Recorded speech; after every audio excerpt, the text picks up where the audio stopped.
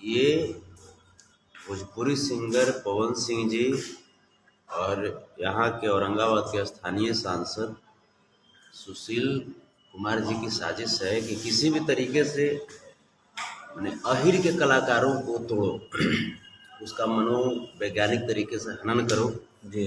और क्योंकि देखिए पवन सिंह जी को ये चीज़ लगा कि संतोष रेणु मेरे पक्ष में बोलता था, तो भैया जहाँ पे आप सही रहते थे वहाँ पे आपके पक्ष में बोलते थे ना, जहाँ पे खेसारी लाल यादव जी गलत रहते थे वहाँ पे उनके खिलाफ बोलते थे ना। इसका मतलब थोड़े है खेसारी लाल भैया हमारे दुश्मन हैं। और रही बात तो इस बार रियल में आप लोगों के द्वारा जो भी, हम तो पहले तो बोलते थे कि हाँ राजपूत में कुछ ही लोग गलत हैं, लेकिन अब तो खैर हम पूरे राजपूत को गलत समझते हैं, क्योंकि आज इन सलाखों के पीछे मैं हूँ। मैंने किसी का हत्या किया है क्या? मैंने किसी का खून किया है? किसी का चोरी किया है? क्या किया है मैंने?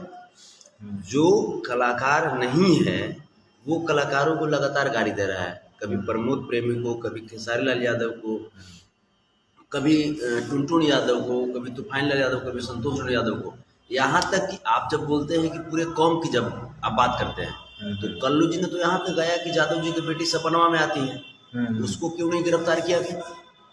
तो फिर ये दोहरी राजनीति जो है ये मैंने ऐसा करके प्लानिंग किया गया है कि यादव के कलाकार आज बुलंदी पे हैं।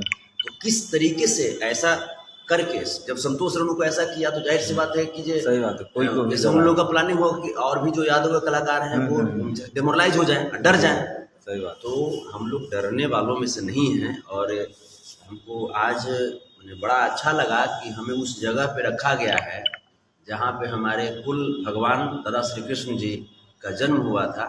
तो इन सलाखों के पीछे भी हम लोग दहाड़ते रहेंगे और हम लोग आवाज़ बनते रहेंगे, चाहे जो कुछ हो जाए, लेकिन अपने समाज के लिए, अपने समाज के पूर्वजों के लिए, उनकी मान सम्मान की रक्षा के लिए हम लोग लड़ते रहेंगे।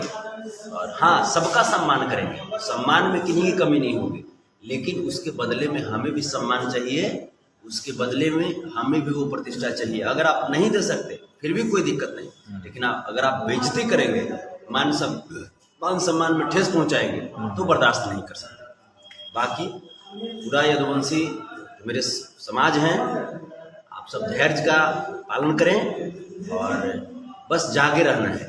देखिए इन लोगों की जो साजिश है वो कहाँ तक चलती है। और एक बात स्पष्ट, महाभारत के कुरुक्षेत्र का लड़ता हुआ सिपाही, लिखा जो इतिहास धरा का मैं वो स्वर्ण से आही, तदा कृष्ण के खून से उपजा नन्हा माधव हूँ, हाँ हाँ मैं यादव हूँ, हाँ हाँ मैं यादव हूँ। वृंदावन बिहारी लाल की जय जय।